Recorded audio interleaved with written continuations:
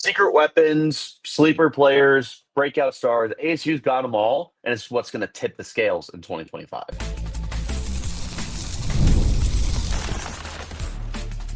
You are Locked On Sun Devils, your daily podcast on the Arizona State Sun Devils. Part of the Locked On Podcast Network, your team every day.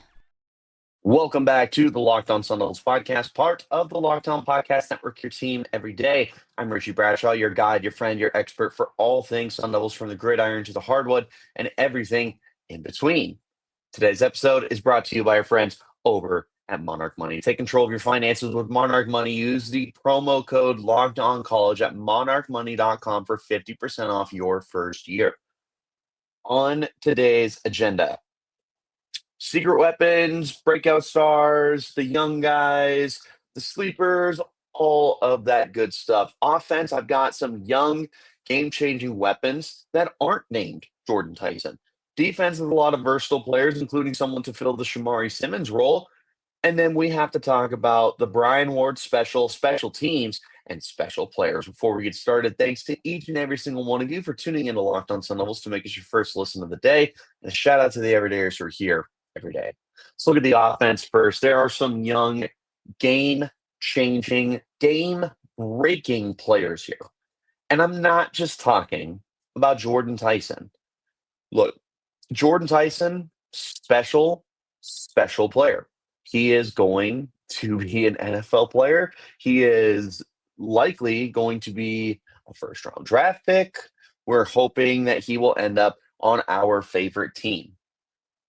He is good. He is going to be asked to step up big time this year and fill the role that Cam Scadaboo had a year ago as ASU's de facto weapon for the offense. He should be able to do that. He advertised himself pretty darn well last year, but he will need some help around him. And ASU has that. I want to look at the run game first, because the big question, how does ASU replace Cam Scadaboo? And as I have said in the past, you don't replace the player, you replace the production, little Moneyball kind of strategy. And ASU has a backfield that is built and equipped to replace the facets of Cam Scadaboo's game. So you have a powerful downhill runner, yards after contact, with Kanye Udo. You bring him in as a transfer from Army. You have Raleek Brown, an ace pass catcher, who will help out with what Cam Scadaboo was able to do as a pass catcher last year. You have Kyson Brown, a little bit of a do-everything. He can make a guy miss. He's very good just getting from point A to point B. Between those three, you should be able to replicate 1,700 yards. Hopefully, you can get around 20 touchdowns. But we're forgetting about redshirt freshman Jason Brown Jr. And Jason Brown is a very intriguing player to me. I look at Jason and I see a spark plug. And he's a smaller guy. He's probably about 5'9" with cleats on. And he actually just dropped weight. Last year, he was playing around 215 or so. He is down to about 200 pounds. And that is out of strategy, not out of a lack of conditioning or anything like that.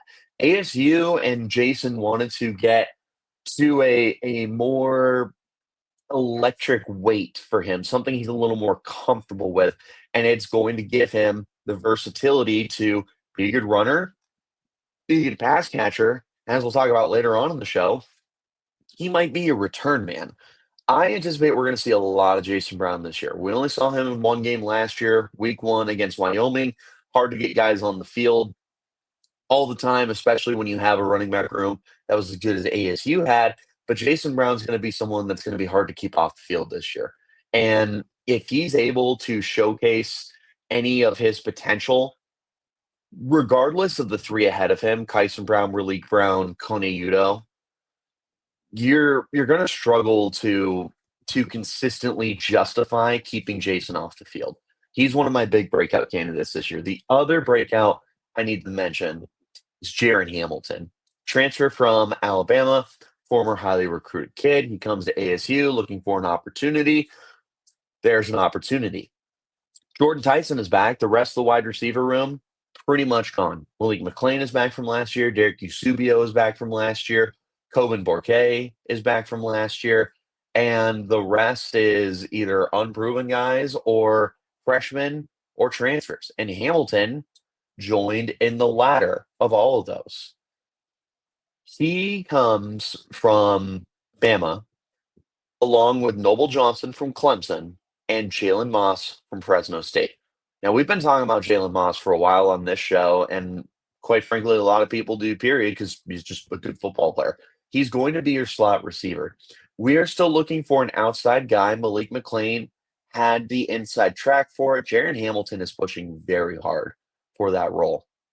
And the thing that I love about Hamilton is he is a deep threat.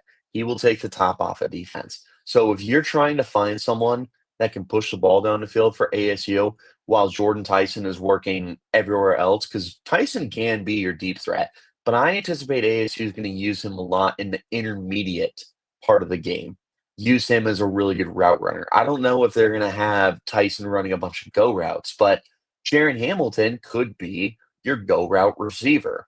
He's a lot more than that, sure. But you have someone like Hamilton who can check off that box that ASU needs to have on their offense. It's a good looking player. There's a lot of potential that he has shown off too. Like in camp, he just is making great catches. He's mossing guys, he's showing off the acrobatics and the athleticism. Corners and defensive backs just struggle to keep up with him because of how purely talented he is athletically. I anticipate we see Hamilton a lot this year. I think at some point during the year, certainly by the end of the year, you will see that reflect on the depth chart with Jaren Hamilton as wide receiver two. A few other guys I want to mention. The tight end position, we are all looking forward to it getting implemented more with the way that Jason Mons, the tight end coach, has been recruiting the position. We feel pretty confident that that's going to end up turning into a position of strength. Shimon Mateer had a really good season. I like Kamari Anderson, but I am looking forward to the youth movement. AJ Ia, true freshman, insane. That is one of the biggest teenagers I've ever seen in my life. He looked like he had been conditioning for the pros for several years, and he looks gosh darn good as a pass catcher. And then I'm excited for Jayden Fortier, who missed last year recovering from an ACL surgery. He looks good. He looks confident. But what I love about him, and this is one of the reasons why I think he could end up being a really important weapon for ASU, is he's such a great natural pass catcher that you could find a way for him to get on the field, even if you get other tight ends out there, because he is just such a natural pass catcher. You can get him out there and split him out wide. I'm not saying move him the receiver or anything, but you're looking for versatile football players. Jayden Fortier is a versatile football player. You want to do three heavy for tight end, right? You can have AJ Ia, Shimon Mateer, Kamari Anderson out there, and then your lone wide out could still be Fortier and just go absolutely massive. That could work. Big time fan of Fortier. There's a handful of offensive linemen I'm curious about. Jalen Clem is someone I'm really excited about. I was bullish on him last year before he had to miss the season for injury. He is back this year. He has inside-outside versatility. ASU is trying to figure out what goes on between left guard and center. Ben Coleman is moving inside the center. Jameto Abigbo is taking over at left guard. You could see Clem push for the left guard spot. If something happens to one of the tackles, Clem is expected to be the future left tackle, but he's played on the right side. So he's your best offensive lineman not in the starting lineup, and he's going to be a starter next year. I'm also keeping an eye out on the Helton brothers. Wade Helton and Brent Helton both transferred to the university from Iowa State. There is an excellent chance that they are essentially like your plan B kind of options for the offensive line should things not work out with what you're trying. If a Big Bo and Coleman just don't end up working out, Well, the Helton brothers are good inside, and Wade could end up being your starting center if you want to move Coleman back out to left guard. Obviously, they're going to be great depth as well. Offense is looking good. There's a lot of depth. Some of these guys could be cornerstones for the future. We'll have to wait and find out how good they might be. But I am definitely a fan of what ASU has going on right now. Defensively, there's tons of versatility. Some of those guys we've been excited about for a minute. This is the year they break out. That's coming up next. This is the Locked On Sun Devils podcast, part of the Locked On Podcast Network, your team every day. Let's talk about our friends over at Monarch Money. Most people can't name all their financial accounts or even what they're worth, whether it's 401ks, properties, or investments. And when you don't have the full picture, you can end up leaving money on the table. That's why there's Monarch Money. It's an all-in-one personal finance tool that brings your entire financial life together in one clean, easy-to-use interface on your laptop or on your phone. Monarch does the heavy lifting for you. You can link all your accounts in minutes, see clear data visuals, get smart categorization of your spending, and of course, finally feel in control of your money without ever touching a spreadsheet. Talk about spreadsheets. That stuff, it's not for me, which is why when I use Monarch Money and it lays it out in an easy to read format, sold. That's my biggest thing. Don't let a financial opportunity slip through the cracks. Use the promo code LOCKEDONCollege at monarchmoney.com in your browser for half off your first year. That's 50% off your first year at monarchmoney.com with the promo code LOCKEDONCollege. I also want to introduce you guys to our friends over at OpenPhone. For my small business users, every missed call is money left on the table. Think about the last time that you needed service, that first person didn't answer. Did you wait? Probably not. You moved on. That's why you need OpenPhone so you never miss an opportunity to connect with your customers. OpenPhone is the #1 business phone system designed to streamline and scale your customer communications. If you juggle between two different phones just to keep business and personal calls separate, OpenPhone solves that instantly for you. Your whole team is able to share one number, respond to customers like a shared inbox, no more. Hey, who's handling this one? And the AI agent handles after hours calls, answers common questions, and captures leads so I never have to miss a customer again if I'm a small time business owner. See why over 60,000 businesses trust OpenPhone. They're offering Locked On listeners 20% off your first 6 months at openphone.com/lockedoncollege. That's OpenPhone, OpenPhone.com/lockedoncollege. They'll even port over your existing number for free. OpenPhone, no missed calls, no missed customers. Thanks again, as always, for tuning in to Locked On Sun Devils and making us your first listen of the day. Shout out to the everydayers who are here every day. I want to talk defense. Defense is what wins you championships, and defense has been a low-key calling card for ASU since the Kenny Dillingham era, thanks to the addition of Brian Ward, who we will highlight even more towards the end of the episode. But the thing that I love the most about Brian Ward is the way that he is able to incorporate the versatile players into his defense. And there's a lot of rotating for this defense, which I love. It flexes how much depth you have, but it keeps guys healthy, it keeps them clean, it keeps everyone not tired. They're at 100% ready to go for any given down. That is incredibly important, as you would imagine. There are a handful of roles that are open for grabs that were pivotal for the team last year, none more so than what I have dubbed as the Shamari Simmons role. Shamari Simmons was a terrific, versatile defender for ASU last year. He was a stud in 2023, but last year they really found a niche role for him as like a nickel defender.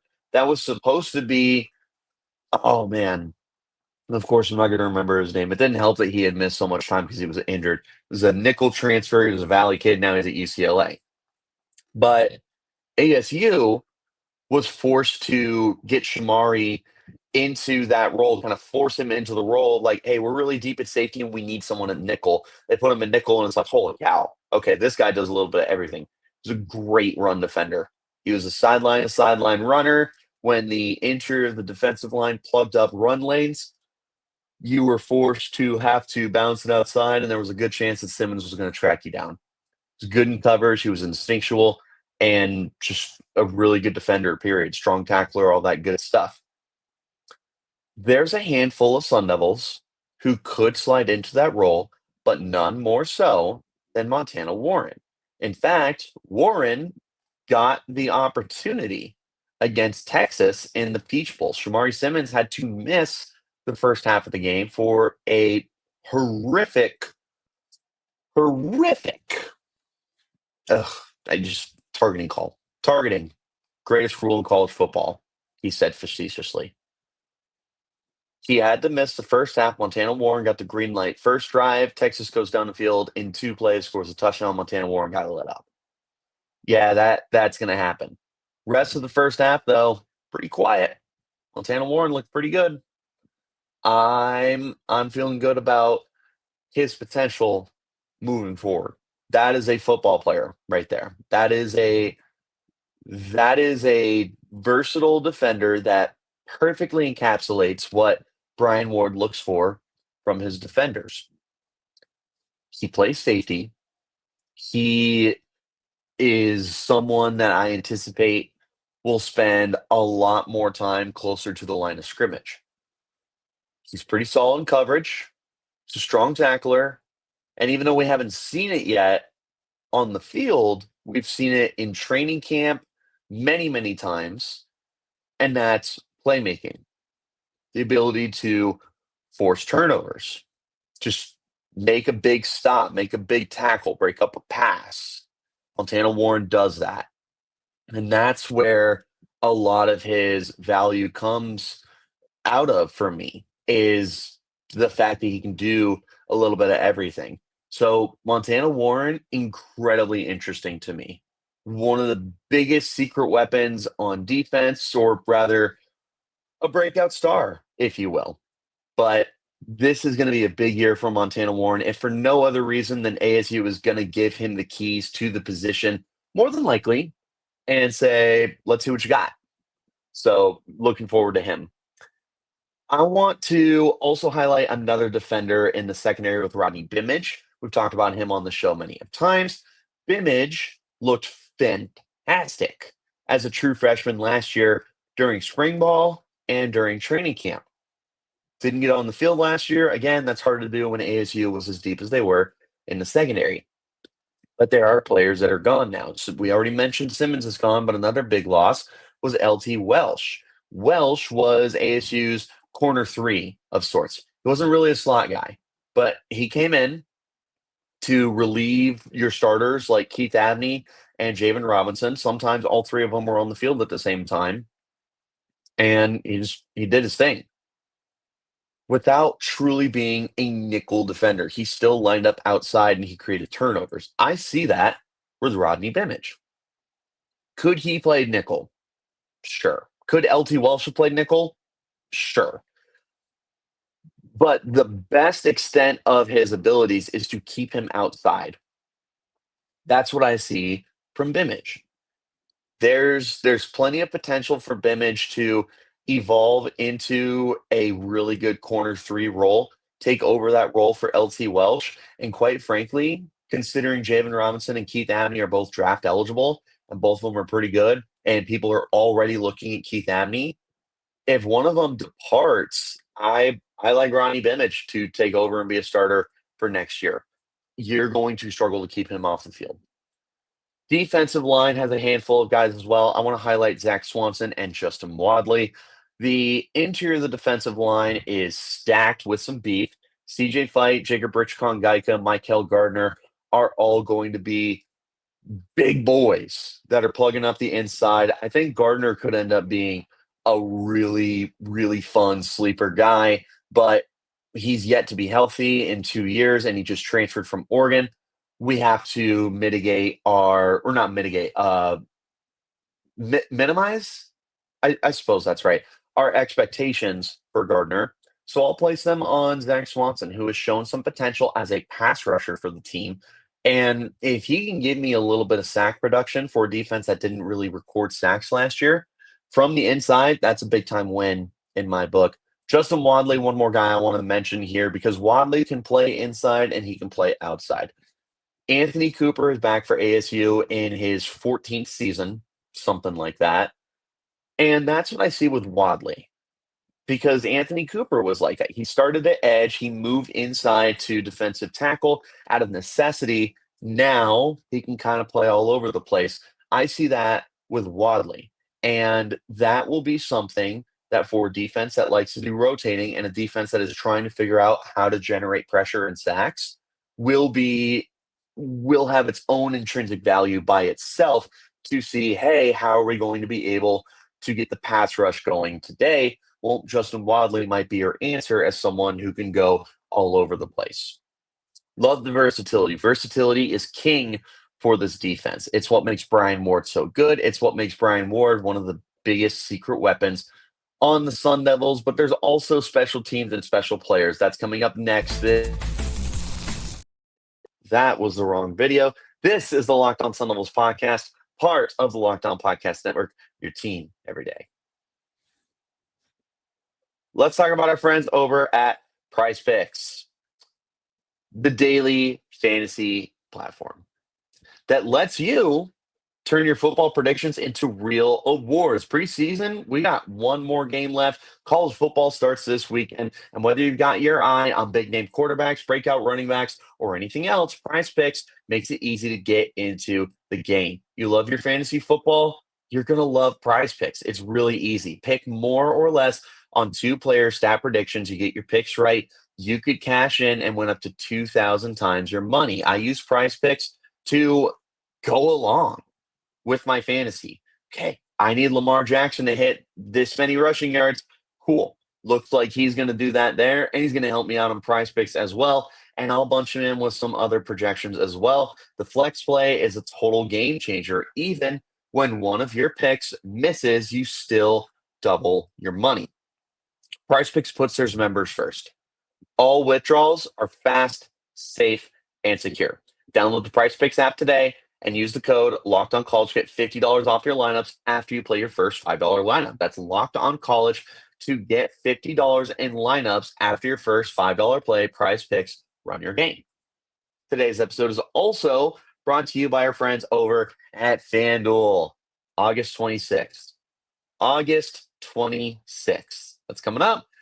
Is officially FanDuel Futures Day, a brand new holiday for football fans who live for bold predictions and preseason hunches. For just 24 hours, FanDuel is giving you deals on NFL season predictions. So whether you're calling your MVP, eyeing a long shot division winner, or you're ready to crown your Super Bowl champion before week 1, this is your moment. Take a flyer on the MVP. You better believe I'm taking Lamar Jackson to be MV3 after he was snubbed last year. Who's your champion? Of course I got the Baltimore Ravens. Who else would I have? You can parlay all that too. You like your chances to get the 8 division winners right. Why not throw them all together? Visit the FanDuel app today. Start planning your future bets now because Futures Day is one day and one day only. FanDuel, play your game. Thanks again for tuning in to Locked On Sun Devils to make us your first listen of the day. And a shout out to the everydayers who are here every single day. All right, let's wrap this bad boy up with some special teams, special players. That's how you get it done. But before we get that far, I do want to highlight Brian Ward. We've talked about him quite a bit on this show. Not just on this episode, but this is a Brian Ward fan show for sure. What makes him so special is how he takes whatever is available to him to use and gets the best out of it. You don't have to give him a bunch of future NFL Hall of Famers. you can give him guys that can just do multiple things at a good or average level, and he's going to make the most out of them. He's going to turn them into reliable football players for the Sun Devils. And that is really all that you can ask for at the end of the day. He is a terrific, terrific chef's kiss coordinator. He's someone that I am worried will be sniped at some point in time from ASU. He just signed an extension. He's going into his third year. Hopefully, ASU can keep him for well beyond this year, especially because teams are already looking at the offensive coordinator, Marcus Arroyo. What do we have to do to keep Brian Ward around? Just figure it out, because he is the king of rotation. He is the king of versatility, and he is the master of second half adjustments. My goodness, how many times did ASU find a way to alter the way they're doing things so quickly and then get right back in the game? Texas, no bigger example than that. But look at what he's got to work with. Montana Warren. Okay, you need someone to replace Shamari Simmons. Boom, there's Montana Warren. You need someone for the LT Welsh role. Okay, I talked about Rodney Bimage, but let's not forget that Nyland Green just came in through the transfer portal. He is more than quality, and he is one of the veterans in the secondary. Yeah, I like the potential for him to come in and slide into that role. Okay, well, we love rotating defensive linemen, especially defensive tackles. Perfect. ASU had 4 guys last year, 3 of which are returning, with CJ Fight, Jacob Rishkongaika, Zach Swanson. They lose Jeff Clark. Well, they bring in Michael Gardner in the transfer portal. Blazing Lana Long may be ready to step up. And keep an eye on Ramar Williams, because Williams bulked up. He added at least 20 pounds from his frame last year, and he looks incredibly different. Like, you understand 20 pounds is a lot. You're like, oh yeah, of course 20 pounds looks different. He looks completely different. I didn't recognize him at first. Unrecognizable. He's going to make some plays at some point in time. Might be this year. Rotating the linebacker position is another thing that he's done very, very well. He just has that knack, finding ways to keep everyone fresh and finding ways to identify your best matchups. Keyshawn Elliott is the leader of the linebacker room. You gave him the green dot. Cyrus VSAU started off the year last year strong. Jordan Crook ended the last year strong. All 3 of them are back. You do lose Caleb McCullough. That's a big blow. However, Tate Romney was not healthy last year. He is healthy this year, and he's going to step back into another prominent role. Remember, in 2023, his first year out here, he was 5th on the team in tackles. Could easily find that role again. Crew Jackson, who we have been impatiently waiting on, at least if you're me, I've been wondering when the heck we're going to see him. This might be the year, because he's making plays, and there's an open opportunity at linebacker to see some significant snaps. Maybe this is the year we finally get Crew Jackson on the field, but there's going to be a lot of rotation at linebackers. Brian Ward, the king of that stuff. As we wrap up here, special teams, special players. Does ASU have a new star returner? I don't know. I really hope that they do, though. But Jason Brown let's try again. Jason Brown is auditioning for that role. Demarius Robinson, potentially Raleek Brown. Keep an eye out on that situation to see how it ends up unfolding. But ASU could hopefully have a new star returner. We know that they're going to be better kicking field goals with Jesus Gomez now with the team. And I'll leave you with this. ASU has not been good at punting the football in a while. It's been a little bit of an Achilles heel. You had Eddie Jablitsky, what feels like 15 years ago at this point, who was able to flip the field for you. And that's important when you're dry stall, and it's also important when you're a bad football team, which is when Jablitsky was here.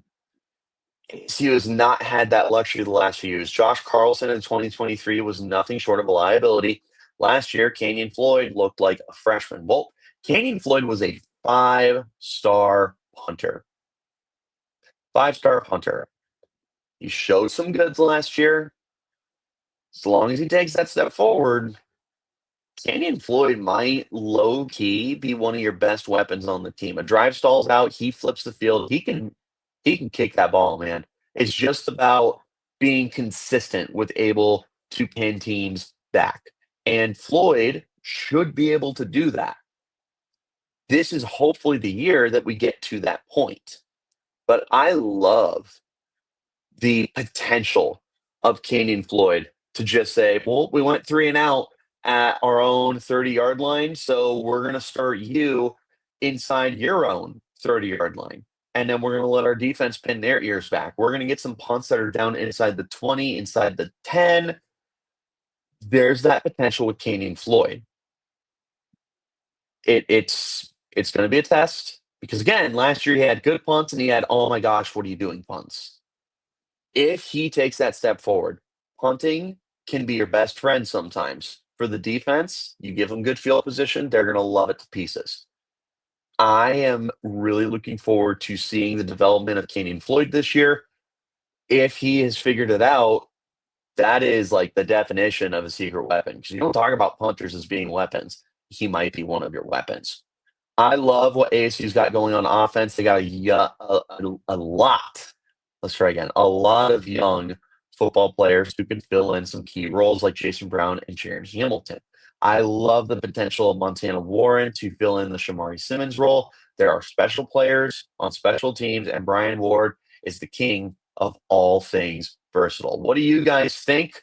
Who is going to be the biggest secret weapon for the Sun Devils in 2025? Let me know in the comments. You can hit me up on Twitter, Richie Bradshaw36, or the podcast at LO_Sun Devils. Wherever you're getting your shows, hit like, subscribe, turn on notifications so you don't miss an update whenever we post new content. I appreciate each and every single one of you for tuning in to Locked On Sun Devils to make us your first listen of the day. And shout out to the everydayers who are here every day.